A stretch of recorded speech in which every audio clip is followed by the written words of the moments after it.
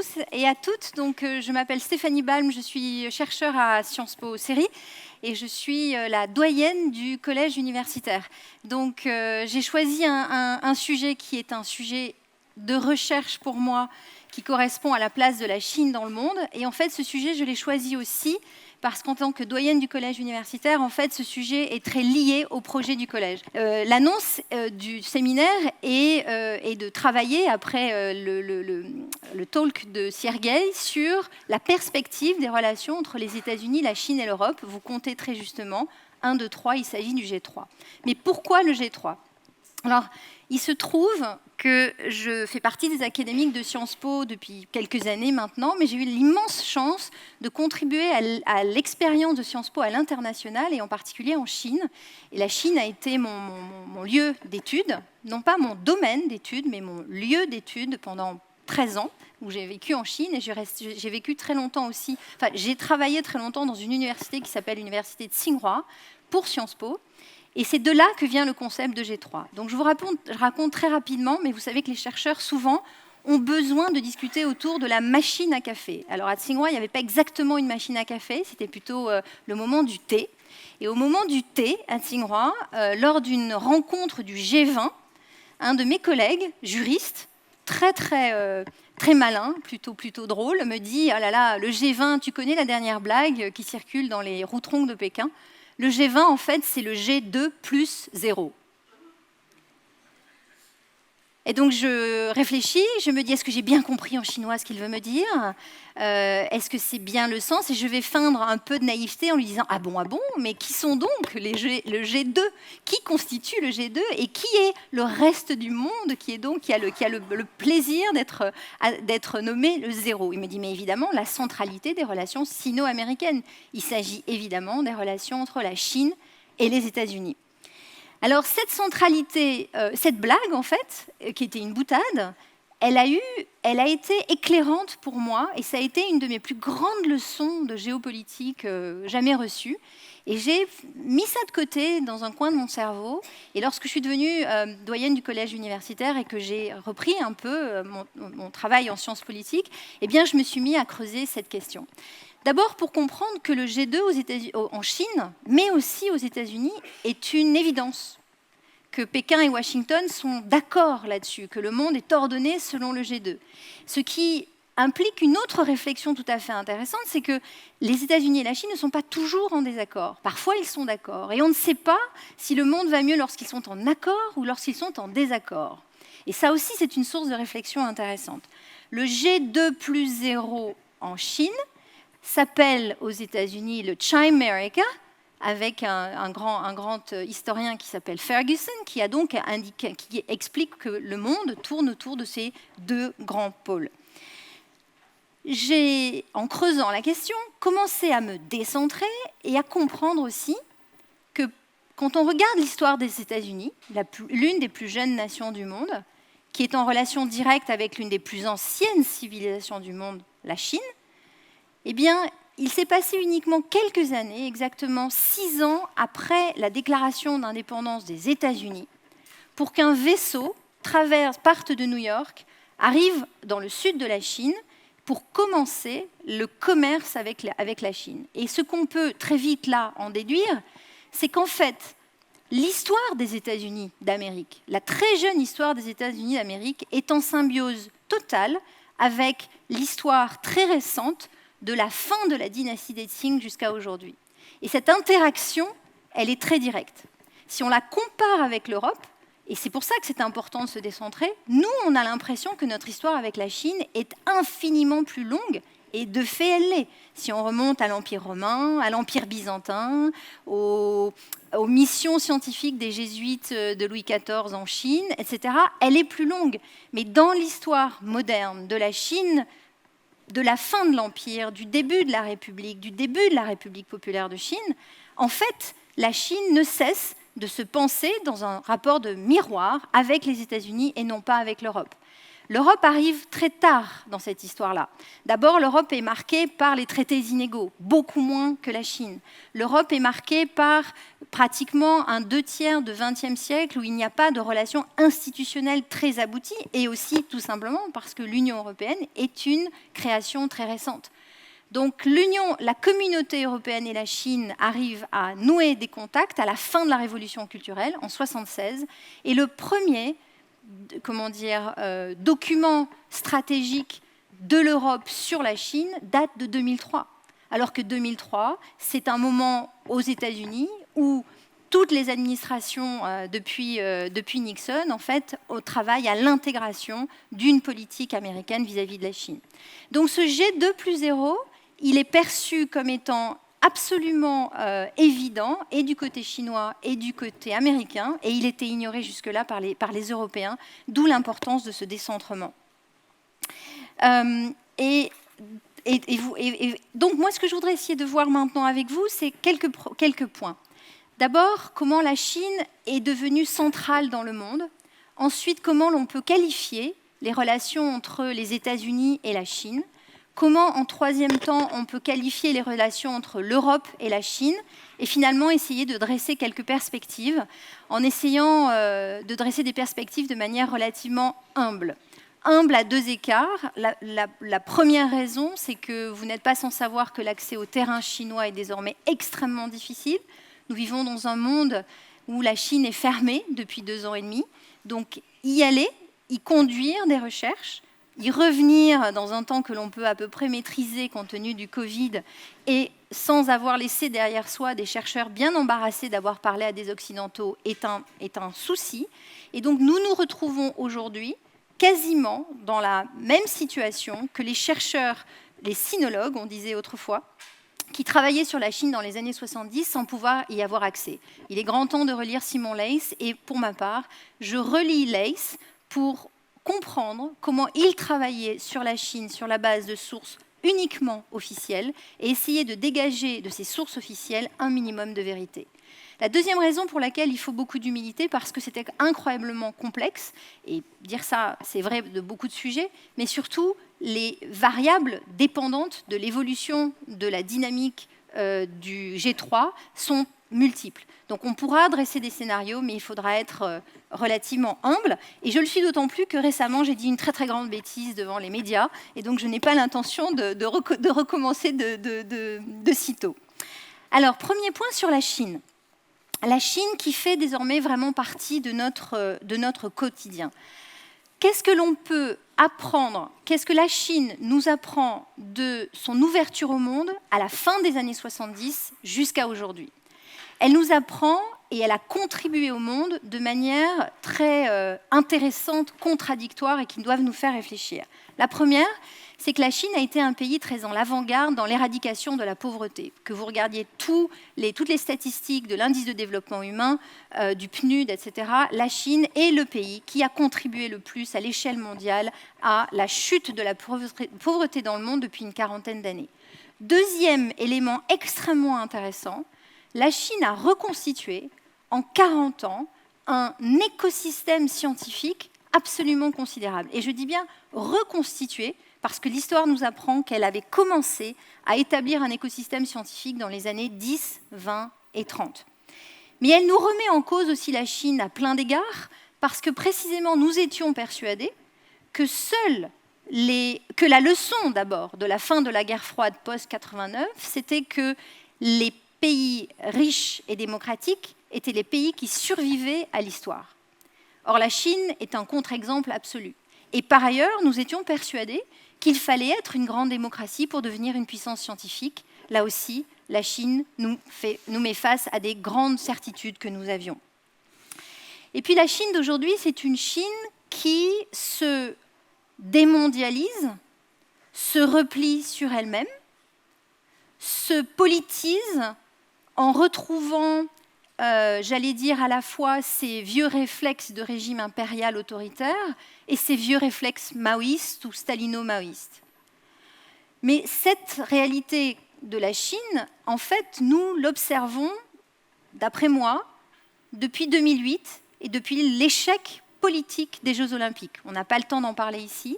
Les Jeux Olympiques ont peut-être été un grand succès sportif, mais ils ont été un échec politique considérable à deux égards, sur l'image de la Chine dans le monde, mais aussi sur la montée d'un pouvoir parallèle au Parti communiste, qui est la sécurité publique, c'est-à-dire l'appareil de surveillance.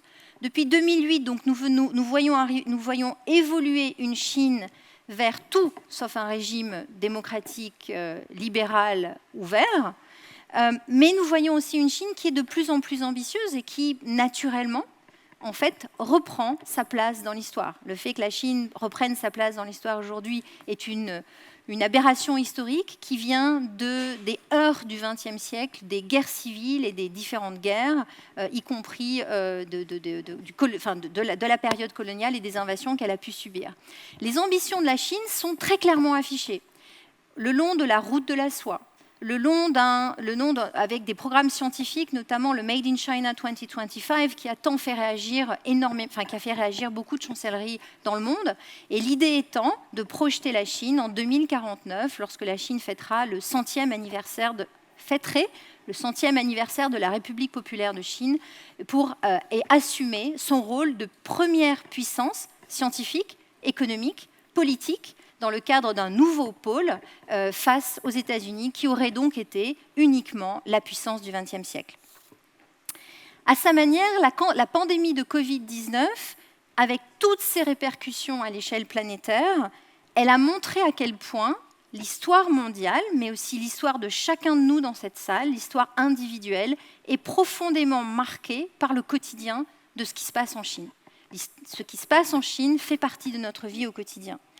Certains auteurs ont déclaré que Wuhan, donc la ville dans le centre de la Chine d'où est parti le Covid, Wuhan 2019, c'est l'équivalent de l'année 1919 pour les États-Unis, lorsque, à ce moment-là, Woodrow Wilson avait commencé à mettre en place la Société des Nations et à placer les États-Unis au cœur du XXe siècle. Le siècle chinois, le 21e siècle chinois, aurait commencé à Wuhan en 2019, non seulement parce que la Chine, ce qui se passe en Chine a eu des répercussions sur chacun de nous, mais aussi parce que toutes les politiques du monde entier ont dû se définir par rapport à la Chine.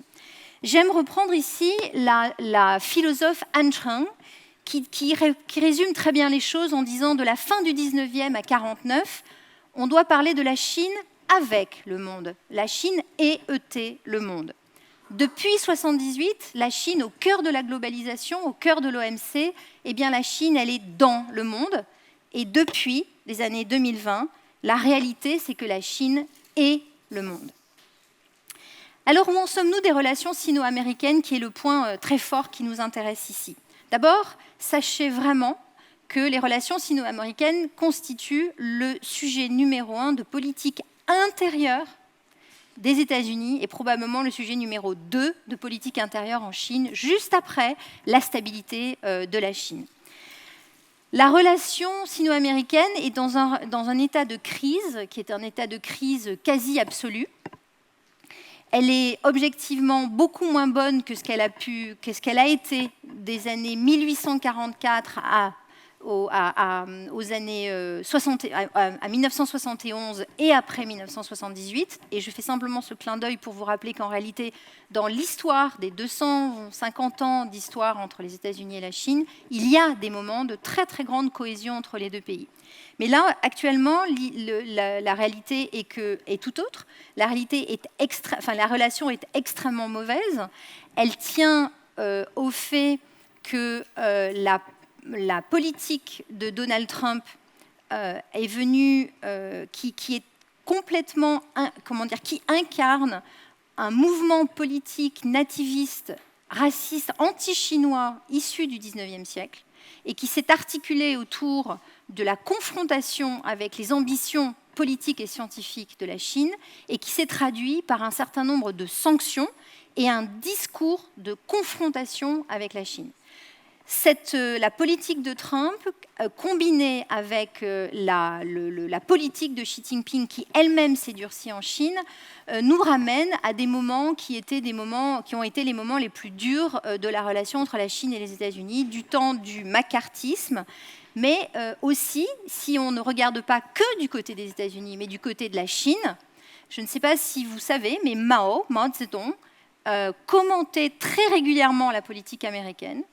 Et Mao a publié, quelques jours après le décès de l'assassinat de Martin Luther King, un avis appelant les populations américaines de couleur à prendre le pouvoir et d'une certaine manière à prendre l'assaut du Capitole.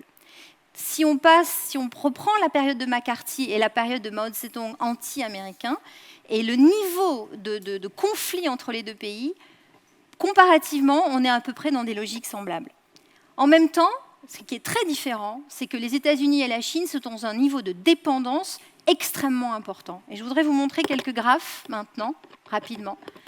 Le niveau de dépendance économique est très fort, et il était très fort avant le Covid. Il est très fort encore maintenant et dans cette phase qui correspond à un post-Covid aux États-Unis et qui est toujours dans une phase Covid en Chine. Le déficit commercial américain, biens et services confondus, affiche là, il y a 2 mois, un plus haut historique. Les tensions politiques entre Washington et Pékin ne détournent pas le consommateur américain et les tendances sont très fortes entre le taux d'importation et le taux d'exportation entre les États-Unis et la Chine. Conscient de cet effet, Donald Trump, lorsqu'il a décidé de sanctions vis-à-vis de la Chine, a fait signer un accord à Xi Jinping, lui demandant à l'économie chinoise de se caler sur les besoins américains pour réduire le déficit commercial entre la Chine et les États-Unis. Les chiffres qui sont indiqués ici montre bien que la Chine n'a pas répondu aux ambitions, enfin n'a pas respecté les termes du contrat. Pour être tout à fait honnête, le discours de Washington, toujours très anti-américain sur ce contrat-là, est très politisé. Lorsqu'on le regarde de manière neutre, donc regard européen, on peut dire que la Chine a fait le travail à moitié.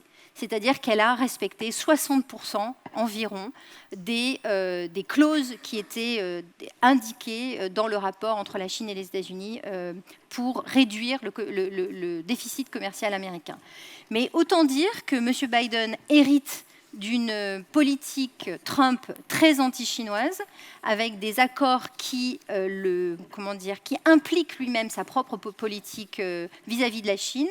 Et ce que l'on observe, c'est qu'il n'y a pas de changement fondamental entre la période Trump et la période Biden.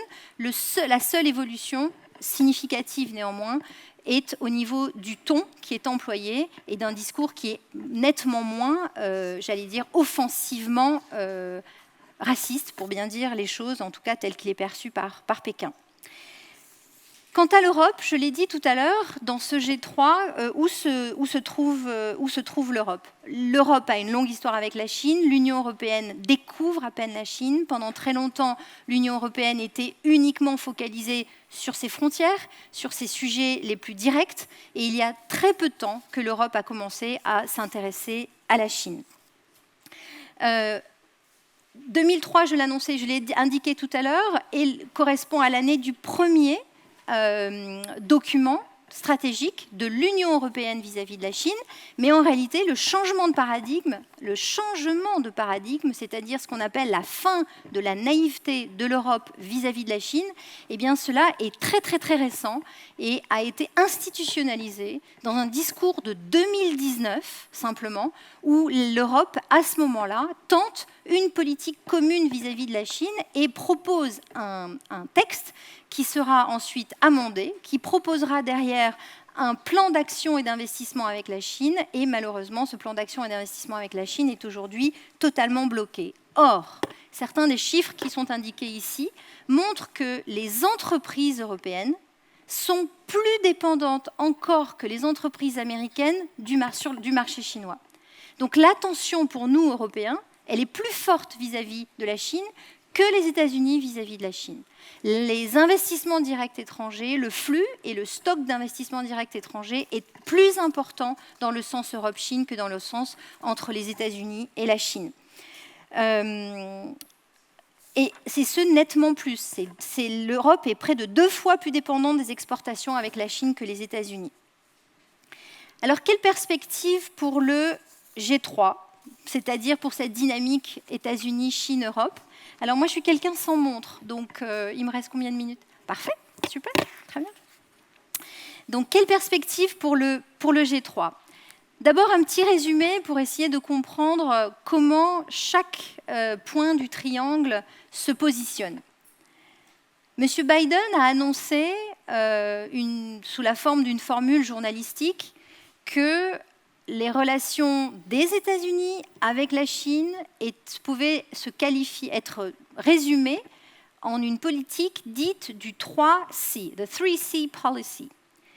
En anglais, c'est à peu près comme en français, competition, confrontation and cooperation. On voit pas beaucoup de coopération, on voit beaucoup de confrontation, on voit beaucoup de compétition, et notamment beaucoup de compétition interne entre le Parti républicain et le Parti démocrate, d'où aussi tous les soucis concernant les délégations de membres du Congrès américain à Taïwan. La politique européenne vis-à-vis de la Chine. Je n'ai pas trouvé de meilleure formule que celle de l'économiste Pascal Lamy, qui dit ceci: la Chine, c'est un rival systémique. C'est aussi un concurrent économique, mais c'est un partenaire. Pourquoi? Pour la défense des biens publics mondiaux. Et c'est vrai que la Chine a joué un rôle fondamental depuis les accords de Paris de la COP21, depuis 2015, un rôle fondamental en fait de partenaire sur les questions de changement climatique. Les relations entre les États-Unis et l'Europe, qui semblaient bouger après Barack Obama, avec cette politique dite de pivot vers l'Asie-Pacifique et du retrait américain de l'Europe, dans le contexte de la guerre en Ukraine rapproche considérablement, et probablement encore pour des décennies qui viennent, les États-Unis et l'Europe. La Chine vis-à-vis de nous et la Chine vis-à-vis des États-Unis dit quoi? La Chine dit: notre politique vis-à-vis des États-Unis sera aussi flexible, ouverte et douce que nous recevrons en retour du respect du partenaire américain. La Chine vis-à-vis de l'Europe dit: nous sommes prêts à travailler avec vous, mais uniquement sur des questions techniques, uniquement sur des sujets techniques, sur l'économie, sur tout ce qui ne concerne pas, ce dont je n'ai pas encore parlé et qui est évidemment fondamental, la question des droits de l'homme. Le moment le plus important récemment entre l'Europe et la Chine a été l'invitation de Josep Borrell, le président de la Commission européenne, à proposer à la Chine de devenir un médiateur dans la crise, dans la guerre entre la Russie et l'Ukraine, et une proposition que le gouvernement Xi Jinping et Xi Jinping lui-même a refusée au profit justement d'une relation beaucoup plus technique. On se trouve à l'échelle macro face à trois grands pouvoirs, trois grands piliers qui se projettent tous dans le monde et qui ont tous une politique globale. La Chine parle de Global China, les États-Unis Made the US Great Again, c'est Global US, mais l'Europe aussi est dans une perspective de Global Europe, et chacun de ces pôles a aussi en tête la souveraineté stratégique de chacun de ces points. Donc la conséquence de tout ça, c'est éventuellement la reconstitution d'une forme de guerre froide. Et je vais, évidemment, dans les quelques minutes qui me restent, évoquer ces perspectives du G2. D'abord, la perspective du G2, c'est une forme de nouvelle guerre froide, et la perspective du G3, c'est peut-être une façon de l'éviter. Donc je voudrais vous montrer ces cartes. Le G2, une nouvelle guerre froide. Donc c'est un terme que l'on utilise de nouveau, et comment dire, j'imagine que vous-même vous y avez songé. En préparant cette présentation, je me suis dit, c'est le moment ou jamais de savoir ce que j'en pense. Et donc, j'en pense les choses suivantes. Sommes-nous face à une nouvelle guerre froide? La réponse que j'ai trouvée, c'est que j'ai 3 arguments pour dire que oui, et 3 arguments pour dire que non, pas du tout. Donc, les arguments qui disent que oui, nous sommes dans une forme de nouvelle guerre froide, parce que le premier argument, c'est que une guerre froide, d'abord, se définit autour d'un conflit idéologique. Nous sommes très clairement dans un conflit idéologique.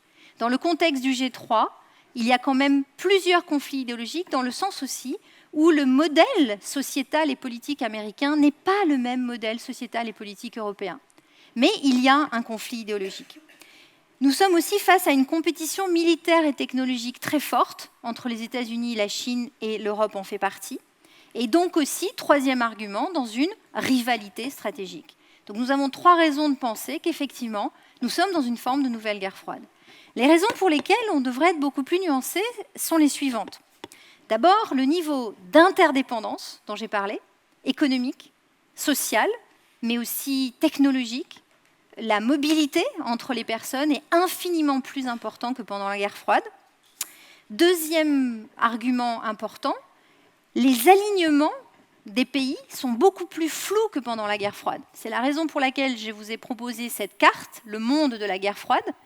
Donc si on rassemble les États liés à l'ancienne Union soviétique, les autres États liés au bloc de l'Est et les États neutres, et puis le camp dit occidental, le monde était divisé quand même en 2 temps et demi. Là, nous sommes plus dans la volonté, et là voici une carte chinoise sur les routes de la soie, et la volonté chinoise de la recomposition du monde est une recomposition qui ne se base pas, d'après la Chine, sur des critères idéologiques et qui, par ailleurs, est infiniment plus floue.